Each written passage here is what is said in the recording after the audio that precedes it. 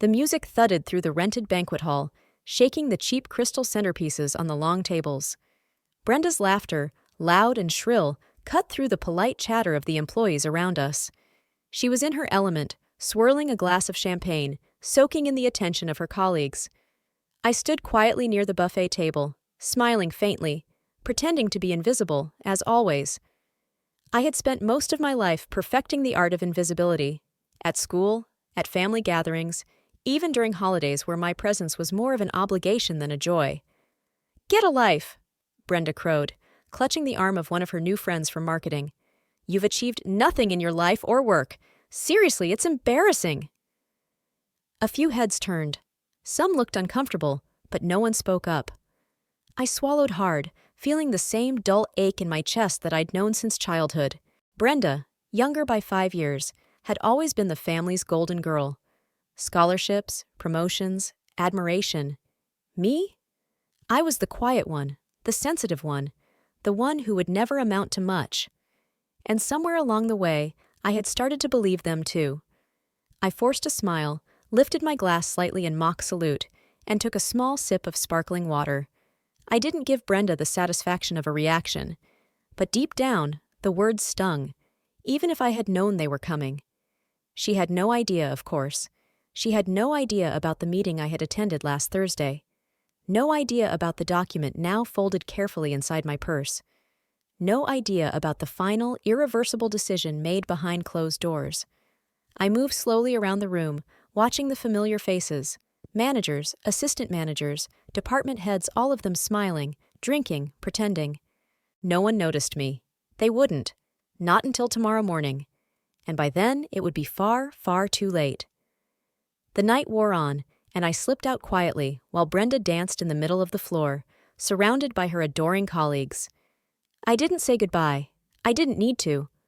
The cold air outside hit me like a slap, but it cleared my mind. I stood on the curb for a moment, clutching my purse tightly against my side.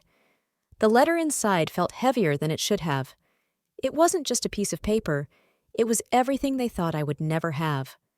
I thought back to last Thursday, the day it all became real. The boardroom was smaller than I had imagined it would be, less impressive. The long mahogany table had scratches along the sides, and the chairs were slightly worn. Nothing about the room screamed wealth or power, but the people sitting around that table, they carried an air of quiet control. I had sat at the far end, nervous but determined. Across from me, Mr. Carlton, the majority shareholder and founder, had smiled faintly as he slid the folder across the table toward me. "You've earned this," he said simply. "More than anyone else here." I didn't cry. Not there. I just nodded, signed the acceptance forms, and shook his hand. Years of patience, quiet work, unnoticed contributions. It had all built to this moment.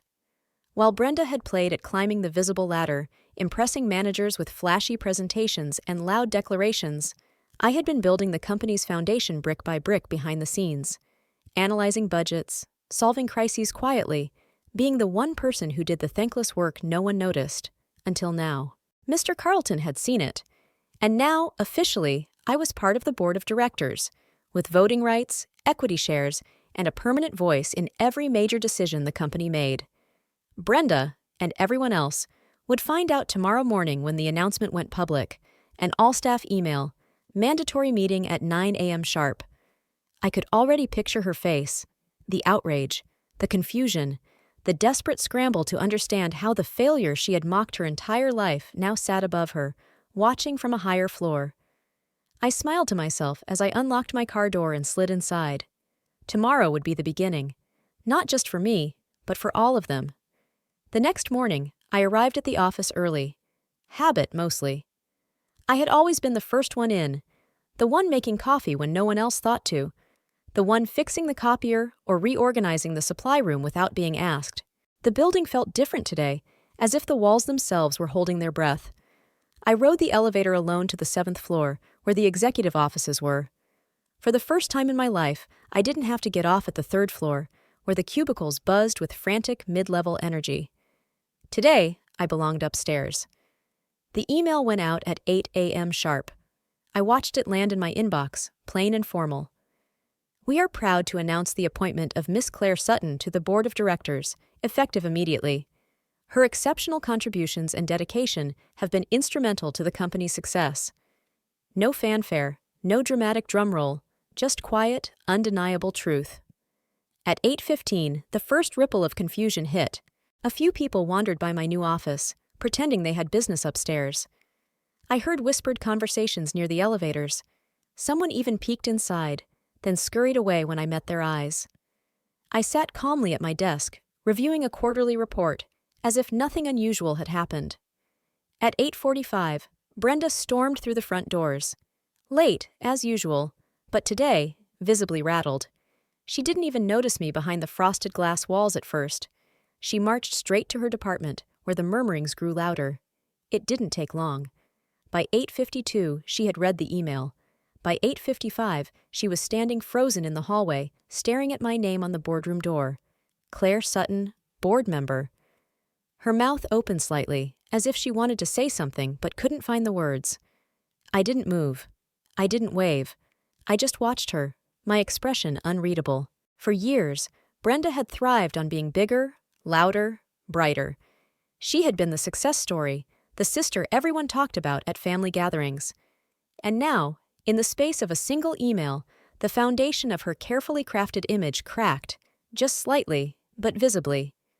Brenda turned sharply and disappeared down the hall, her heels clicking furiously on the tile. The official meeting was about to start, and Brenda still had no idea how deeply the ground was about to shift beneath her feet. The meeting room buzzed with low murmurs as employees filed in, filling rows of stiff plastic chairs. I sat quietly at the head of the long table, where the board members traditionally sat during company-wide meetings. Mr. Carlton gave me a respectful nod as he settled beside me. Another quiet validation. Another small crack in the world Brenda thought she ruled. Brenda arrived late, of course. She slipped in through the side door, face pale, but set into a determined smile, as if trying to pretend nothing had changed. But her eyes betrayed her. She scanned the room, searching for some kind of explanation, some way to rewrite the reality now printed plainly in the company email. Mr. Carlton stood and cleared his throat. He spoke warmly but efficiently, acknowledging recent company achievements before turning to the new leadership changes. I'm pleased to officially welcome Claire Sutton to the Board of Directors, he said, gesturing toward me.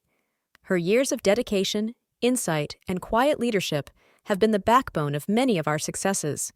Please join me in congratulating her. There was polite applause, hesitant at first, then stronger as people realized they were expected to react. I caught a few sidelong glances from employees who were clearly piecing things together. Claire? That Claire? Brenda clapped too, two stiff mechanical pats, before folding her arms tightly across her chest.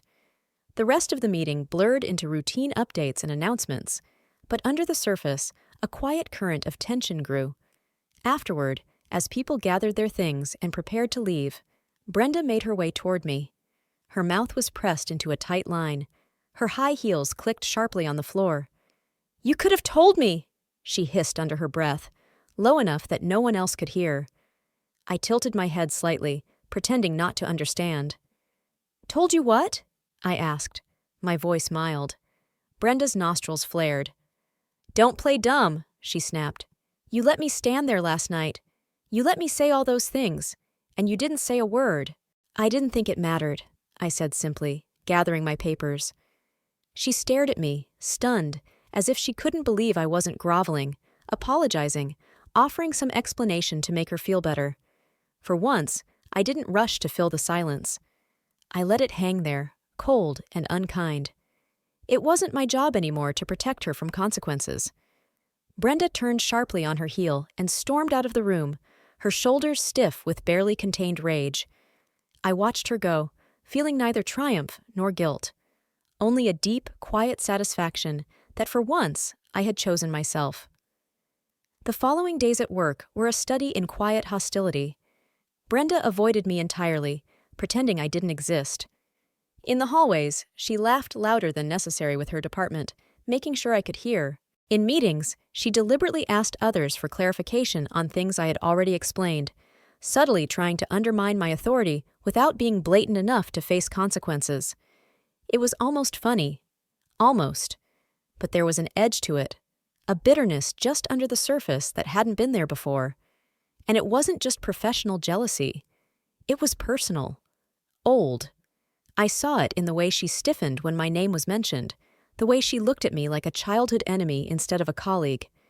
It had always been this way, hadn't it? Even when we were kids. Brenda had been the loud, charming one, the one who could wrap our parents around her little finger with a smile or a tear. I was the quiet one, the serious one, the one who preferred books to parties and got praised only for staying out of trouble. Why can't you be more like Brenda? That sentence had followed me from grade school to college. It didn't matter what I achieved. It was never shiny enough, never loud enough, never lovable enough. And Brenda had learned early on that the louder she shined, the more invisible I became. But something had shifted now. The invisibility cloak was gone. And Brenda, for all her smiling and laughing, didn't know how to handle it. Late Thursday afternoon, as I packed up to leave, Mr. Carlton stopped by my office. "Keep an eye on things," he said casually, as if mentioning the weather. "Transitions can bring unrest." I nodded, understanding more than he probably realized. Unrest wasn't coming from the staff. It was coming from within the family. That night, I sat at my kitchen table, sorting through old papers, sipping lukewarm tea, thinking about how far I had come, and how easy it would be to fall back into old patterns if I wasn't careful. I wasn't the weak, overlooked sister anymore, but Brenda didn't know how to exist in a world where I wasn't quietly beneath her, and I could feel it. A storm gathering. Small, petty at first, but storms never stayed small for long. It started with emails. Short, clipped, copied unnecessarily to supervisors, questioning minor decisions I'd made, things that wouldn't have even been a discussion a month ago. Then came the rumors. Little things.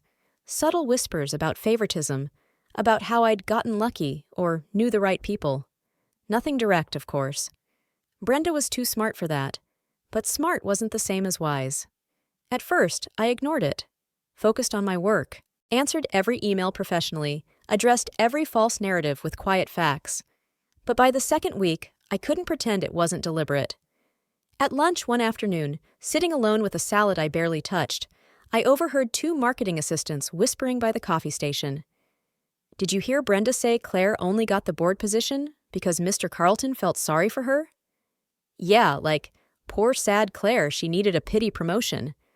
The words sliced deeper than I expected, not because I believed them, but because part of me still lived in that small, scared place Brenda had helped create. I folded my napkin slowly, breathing through the sudden tightness in my chest. No reaction, no public anger. That's what Brenda wanted, to pull me into a fight where she could paint herself as the victim.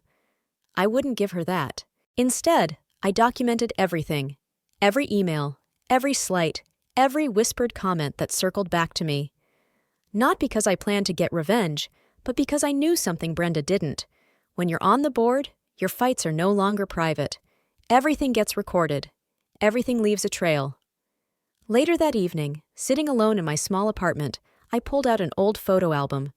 The two of us, side by side, Brenda with her arm thrown around me, beaming like the center of the universe, and me, smiling small and quiet at the edges. Had she always hated me? Or had she hated what I reminded her of, that no matter how loud she laughed, she couldn't erase the parts of herself she feared most? I closed the album carefully. The past couldn't be changed, but the future, that was still mine to shape. And I wasn't going to shape it by fighting Brenda on her level. I had bigger things ahead.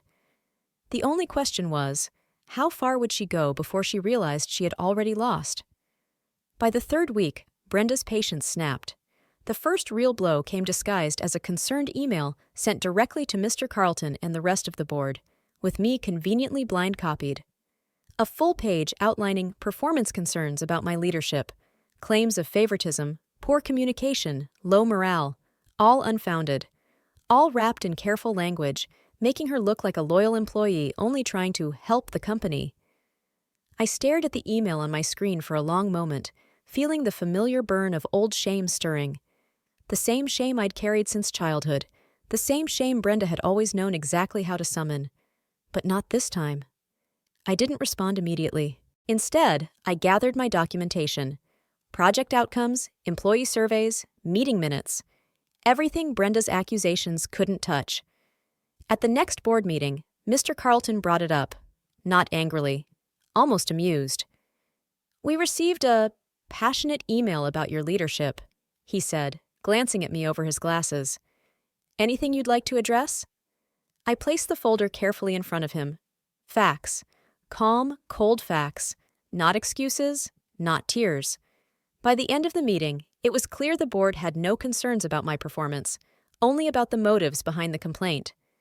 I returned to my office and closed the door gently behind me. For a moment, I leaned against it, feeling the heavy exhale of survival. Brenda had fired her first real shot, and she had missed.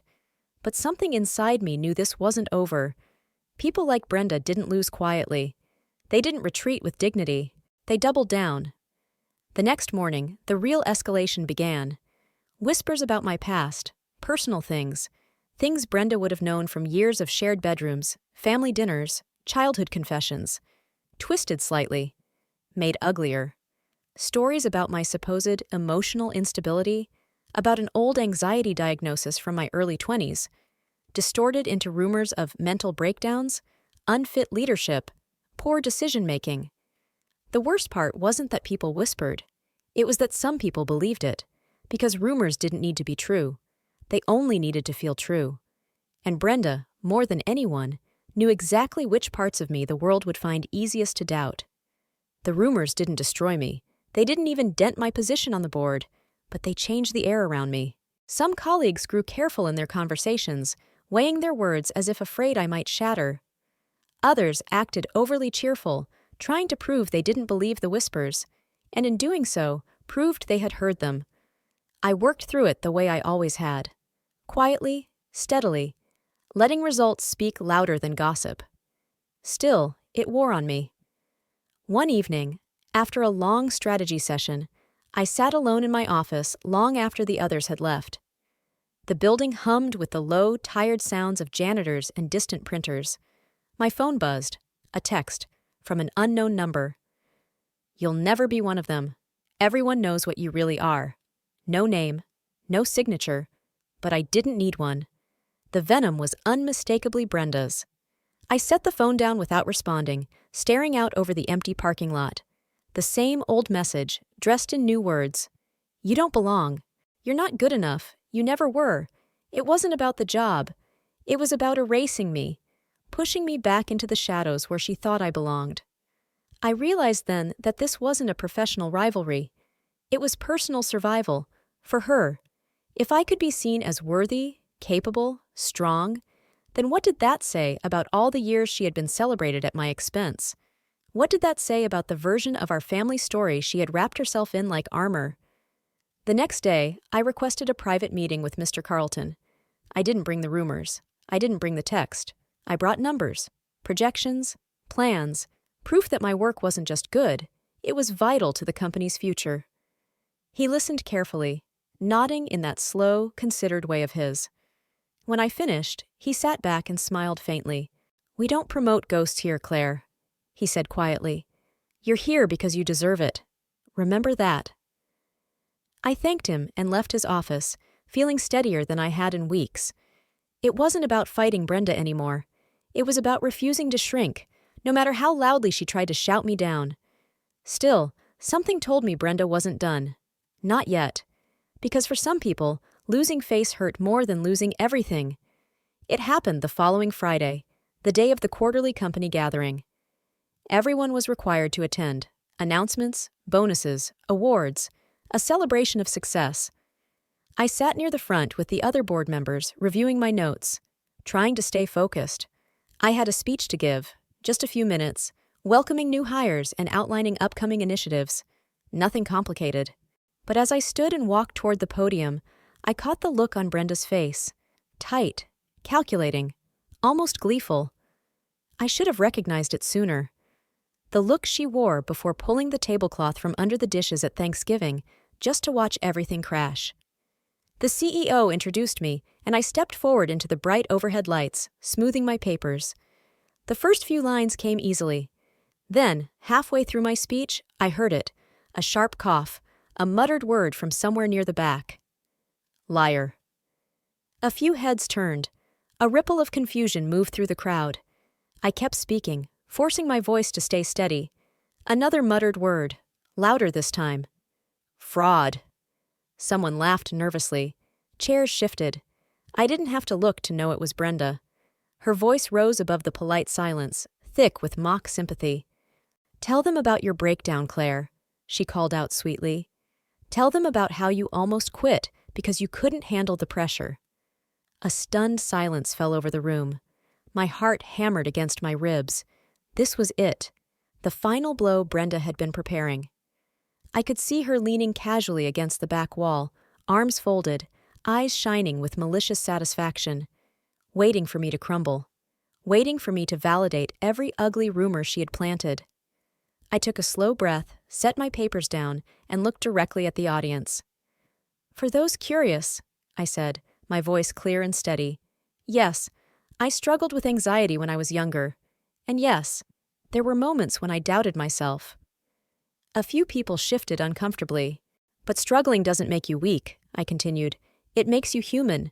And working through that struggle made me stronger, strong enough to stand here today. Silence. Real silence. The kind that isn't awkward, but thoughtful. I didn't look at Brenda again. I didn't need to. Because her power, the cheap power of gossip, shame, cruelty, had evaporated the moment I refused to play by her rules. I finished my speech calmly, thanked everyone, and walked off the stage without hurrying. Behind me, applause slowly started, hesitant at first, then fuller, louder. Not because of a perfect speech, but because I had stayed standing. And for the first time in my life, it wasn't Brenda who was the center of the room. It was me. After the gathering, I returned to my office to find a small envelope slipped under the door. Inside was a handwritten note, short, rushed, unsigned. I hope you're happy now. I folded the note without anger, sliding it into a desk drawer without ceremony. Happy? Not exactly. Victory didn't taste sweet when it came from surviving a war you never asked for, but it did taste like freedom. By Monday morning, the gossip had shifted. Not about me, about Brenda. It didn't take much for the truth to surface. Someone overheard her coaching a few junior employees on what to say if asked about Claire. Someone else mentioned the text she had sent from a company device. Human resources got involved. The board had a closed meeting. By Friday, Brenda's desk was cleared. Security quietly escorted her out the side entrance before lunch, while most people pretended not to notice. I watched it happen from my office window. A small figure carrying a cardboard box, shoulders hunched, face tight with humiliation. I didn't feel triumphant. I didn't feel sorry either. I felt free. Not just from Brenda, but from the version of myself who had spent years believing I needed her approval to be real. Later that evening, my mother called. Word had reached the family by then, faster than wildfire, as it always did. I just wanted to say, she said, hesitating, we're proud of you. It was strange hearing it after so many years of silence. Stranger still how little it mattered. Thanks, I said politely, and meant it, not because I needed their pride, but because it no longer defined me. That weekend, I cleaned out my old storage boxes, tossed half-finished journals, dusty trophies no one had ever cared about, photographs where I smiled too small and tried too hard. I wasn't erasing the past. I was letting it live where it belonged, behind me. On Monday, I walked into the building early, as I always did, past the receptionist, past the old floor where Brenda used to rule, up to the 7th floor, my floor. I wasn't the invisible sister anymore. I wasn't a footnote to someone else's story. I was here, seen, standing, and I intended to stay.